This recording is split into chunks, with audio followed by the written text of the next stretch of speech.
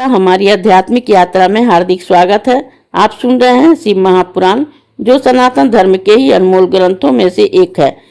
इस श्रृंखला में हम आपके लिए ही इस दिव्य ग्रंथ के प्रत्येक अध्याय का शाश्वत पाठ प्रस्तुत करेंगे। आइए इस ज्ञान और धर्म की ही यात्रा को आरंभ करें। भगवान महादेव की महिमा और उपदेश से ही सजी इस पावन कथा के साथ ही ओम नमः शिवाय। 7वां अध्याय, सिद्धि द्वारा ही विष्णु को स्वामित्व प्राप्ति।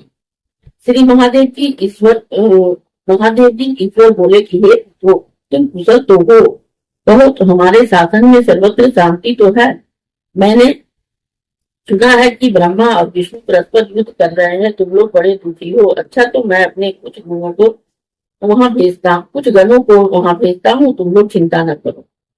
यह कहकर शिव जी अपने 100 गणों को वहां चलने की आज्ञा दी। वह स्वयं महादेव जी भी अपने भद्र रथ पर ही आरूढ़ हो परिकर बांध चलने को तैयार हुए। देवताओं सहित इंद्र भी उनके साथ हुए। वहां पहुंच शिव जी आकाश मंडल में बादलों में छिप कर ही ब्रह्मा विष्णु का युद्ध देखने लगे। उनके सैनिकों ने भी अपने बाघों का बजाना बंद कर अपना कोलाहल शांत कर दिया और शिव जी का ही अनुगमन किया। देखा तो ब्रह्मा और अच्युत भगवान श्री विष्णु परस्पर ही युद्ध कर रहे हैं, जबकि इन एक दूसरे के प्रयुक्त होते हुए भी त्रिलोक भस्म हो जाता है। यह तब प्रलय के इस रूप को देख निष्कल दिन से न रहा गया और वे इनका युद्ध शांत करने के लिए महाअग्नि के तुल्य एक स्तंभ के रूप में हो गए, दोनों के बीच में जा खड़े हुए। फिर तो उस महाअग्नि से प्रकट होने से वे शांत हो गए। अस्त्रों के शांत होने पर भी उस अद्भुत नृत्य को देखकर ब्रह्मा और विष्णु परस्पर कहने लगे, यह इंद्रातीत अग्नि स्वरूप स्तंभ क्या है? हमें इसका पता लगाना है। ऐसा निश्चय कर दोनों वीर परीक्षा के लिए बहुत शीघ्र वहां चले गए।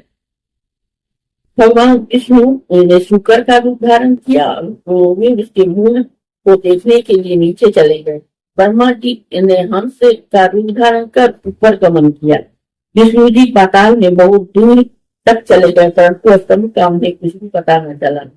तब वह फिर युद्ध भूमि में लौट आए। तब ब्रह्मा जी ने ही आकाश में जाकर केतकी का फूल देखा। उन्हें विश्वास हो गया कि हमने स्तंभ का अंत देख लिया। वे केतकी का फूल लिए विष्णु जी के पास आए और विष्णु जी के उनके चरण पकड़ लिए। तब ब्रह्मा के छल को जानकर ईश्वर को वहां तत्क्षण प्रकट होना पड़ा और विष्णु जी ने उसका भी चरण पकड़ लिए।